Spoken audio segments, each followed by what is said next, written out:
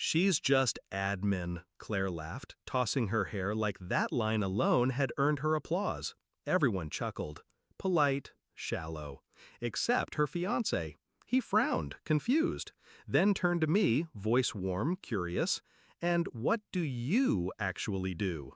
I looked at Claire, let her smile linger, too smug, too sure. Then I turned to him. One word, I said.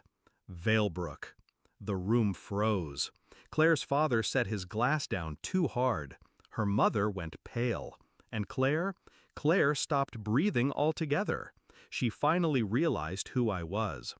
We met 4 years ago. Same university, same department, same hunger. She had charm. I had plans. She told me she wanted to change the world.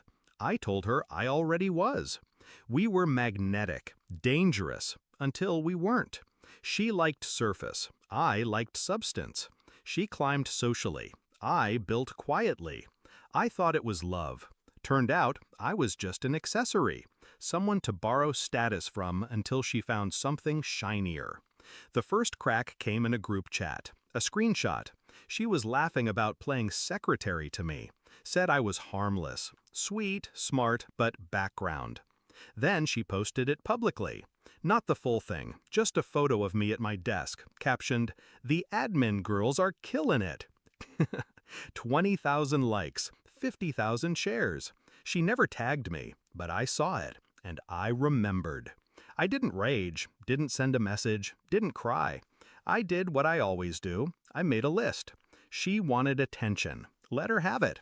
But I'd make sure the next spotlight burned. Valebrook wasn't a startup anymore. It was the startup. Our AI framework had just been picked up by 3 governments, 5 banks, and a dozen VC firms. What no one knew, what I never broadcast, was that I didn't work at Valebrook. I owned it. Not on paper, not directly, but through a private holding company, I held 61% of the voting rights.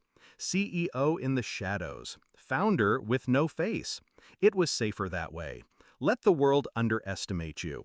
Let them call you just admin. Then take the floor out from under them.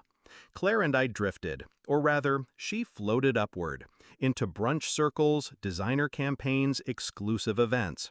She stopped replying to my texts, then stopped inviting me altogether.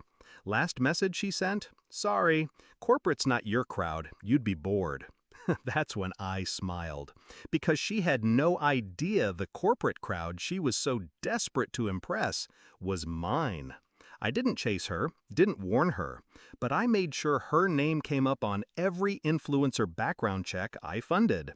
Made sure every campaign she auditioned for flagged her as engagement risk. And when she started dating Damien, heir to a shipping empire, real money, I waited, because I knew one thing about Damien. He was obsessed with legacy and terrified of scandal. She invited me to their engagement dinner. Bold or foolish. I wore black, hair tied back, minimal jewelry. I didn't speak much, just smiled, watched. She introduced me to the table like I was the help. Claire's friend from college, her mother offered. Still in admin, Claire added. Brilliant, but prefers quiet life. And that's when Damien turned to me. And what do you actually do? I didn't hesitate. One word, I said. Valebrook. He blinked. His father stiffened. Claire's parents exchanged looks like someone had fired a gun into the carpet. Wait, Damien said. You're Valebrook? I nodded. I built it. Quietly. He looked like he'd swallowed glass. And Claire? She looked at me like she didn't recognize me. Like the mask she thought I wore had been ripped away and there was a crown underneath.